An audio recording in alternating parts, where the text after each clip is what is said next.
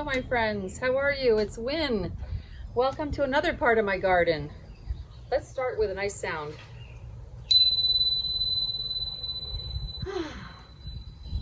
I hope just hearing that makes you feel calmer. Today we're going to talk about playing dress-ups. When I was a little girl, I went through a bit of an identity crisis. I guess I wasn't such a little girl. I was probably about 15 or 16. I think I was a junior in high school. Kind of a hard time in your life. You know, it was an identity crisis when you're 16. You're trying to figure out who you are, who your friends are. And I was like friends with everybody. I was friends with the burnouts and the jocks and the dramies and, you know, the intellectuals, whatever. I was sort of a friend to everybody and I had no clique. And so I really wasn't sure like who I was. And so I went through this whole soul searching process to figure out who I was. And for me, at the end of the day, what I decided that I was a nice person. And that was good. I knew that I had good things in my heart, and so I settled on that. I was a nice person. And then about maybe a couple decades later, I was at a party with my sister, who is 6 years older than I. And I love my sister. Her name is Lori. She's my big sister. So if you ever see the two of us together and I ask you which one of us is older, you better know that it's my sister, not me, how we look. Anyway, so Lori and I were at this party, and the story came up about the identity crisis. And I was telling the people how I had an identity crisis and I went through it, but I found out I was a nice person and that was good. My sister turns to me and she said, I went through an identity crisis too when I was in high school. And I said, you did? I said, well, what happened? How did you know who you were? And she said, well, I figured out that I could decide who I was and I could become that person. I could be that person.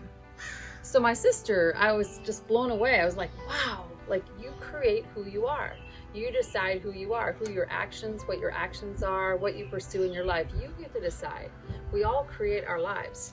So we all get to create our lives every single day. I don't care, you know, whatever your situation is, you still get to create it just as you want. So for example, I could wear this, or like this, or like this, or like this, or like this. So you can decide every single day who you are and what you want to present to the world and just what's in your heart. So I invite you to decide what you want to be. Look in your heart and be whoever you are.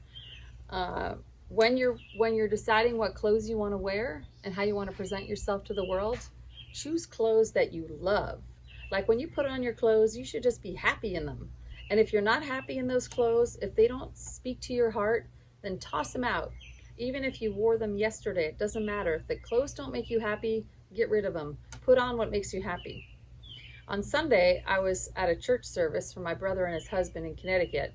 And they have a webcast that they do, you know, like we all do now, because we can't go in person. And there's a wonderful pastor.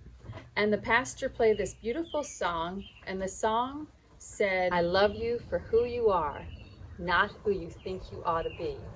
So my friends, I invite you to be who you are, to ask what's in your heart, who you are, and who you want to be. And I will love you for who you are, not for who you think you ought to be. So have fun figuring out what's in your heart, what makes you happy, and you can do whatever you want. Anything is possible. I love you, and I hope that you're wearing something that makes you happy right now. Go find something in your closet and put it on and have fun. Be well, my friends. Bye-bye for now.